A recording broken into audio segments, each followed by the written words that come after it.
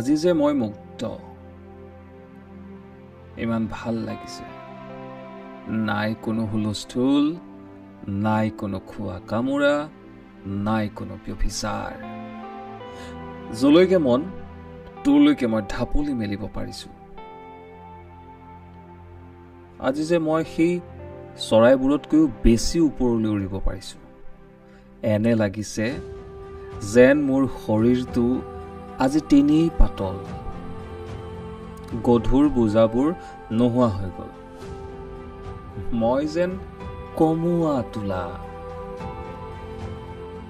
এই ডাৱৰবোৰ দেখিছানে? সিহঁতৰ লগত মই লুকা ভাকু খেলিছোঁ। আৰু সেই যে দূৰণিৰ ওখ পাহাৰখনলৈ মই সদায় ভাবি আছিলোঁ এবাৰ যাব পৰা হ'লে বুলি, আজি মই তালৈকে গৈ আহিলোঁ। পাৰিছোঁ জানা, মোৰ অলপো ভাগৰ লগা নাই।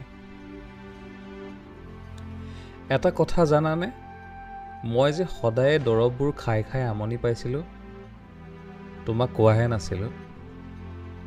কিজানি তুমি বেয়া পোৱা বুলি।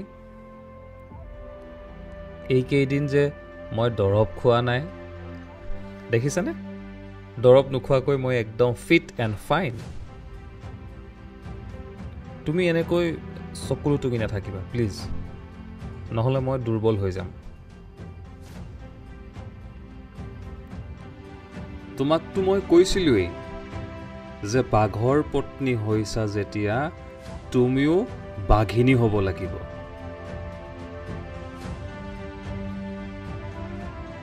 সঁচা ক'বলৈ গ'লে সেইদিনা সেই সময়খিনি তোমালৈ মোৰ বহুত মনত পৰিছিল। তোমাৰ মুখখনি মোৰ চকুৰ আগত বাৰে বাৰে আহিছিল।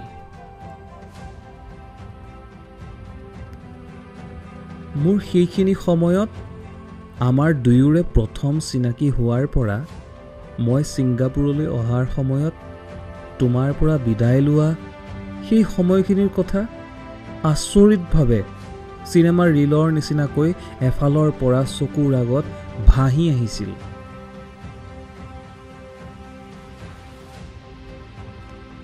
মই চেষ্টা কৰিছিলোঁ জানা, তোমাৰ কাষলৈ উভতি আহিবলৈ, কিন্তু মই যে নোৱাৰিলোঁ, ভাগৰি গ'লোঁ। চৰি।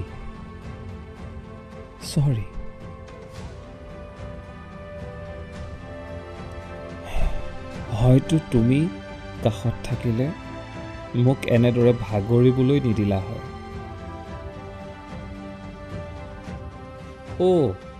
মই এটা কথা কোৱাই নাই।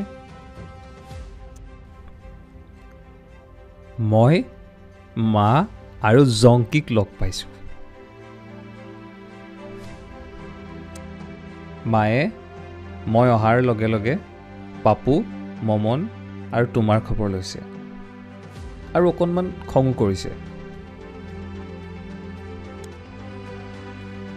কাৰণ মায়ে দি যোৱা পাপুৰ দায়িত্বখিনি সম্পূৰ্ণ নকৰাকৈ যে মই গুচি আহিলোঁ, সেইকাৰণে।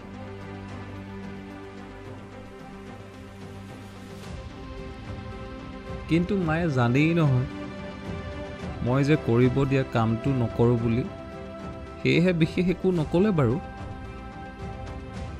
বহুদিন মাৰ কোলাত মূৰটো থৈ জিৰণি লোৱা নাছিলোঁ যে, আজি অকণমান জিৰণি ল'লোঁ। মায়ে মই সৰু হৈ থাকোঁতে গোৱা নিচুকনি গীত দুটামান গালে। বৰ শান্তি পালোঁ জানানে।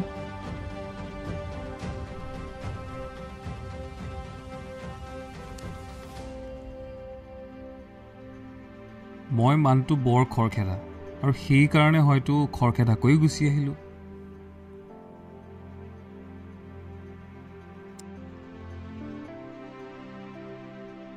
বহুতো ক'বলগীয়া থাকি গ'ল। পিছে তুমি মোৰ নামৰ সেন্দুৰকণ লৈছানে?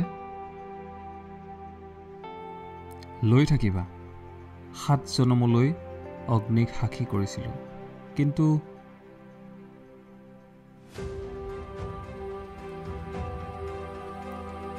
অকল ময়েই নহয়, অসমবাসীয়েও বিচাৰিছে। মই তোমাৰ কাষত আৰু অসমবাসীৰ লগত সদায় আছোঁ আৰু থাকিম।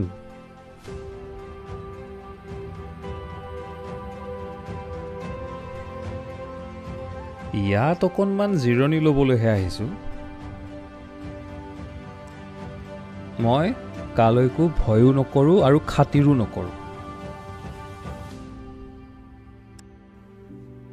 মাত্ৰ এটা বস্তুলৈ সদায় ভয় কৰিছিলোঁ, সেইটো আছিল সময়।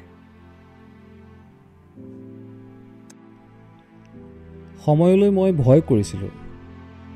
আজি হয়তো তুমি বুজি পাইছা। একো নাই, ঘেণ্টা কাকো খাতিৰ নকৰাকৈ গুচি আহিলোঁ।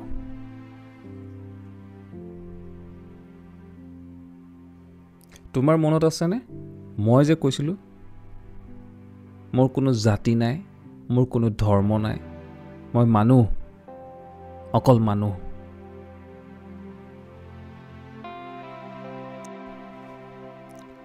চোৱা, আজি ইমান দূৰ দূৰণিৰ পৰা সোঁত বৈছে মোৰ কাষলৈ, য'ত আছে মানুহ আৰু মানুহ। অসমখনক যিদৰে চোৱাৰ হেঁপাহ আছিল, বিচাৰিছিলোঁ, আজি দেখিলোঁ জানা।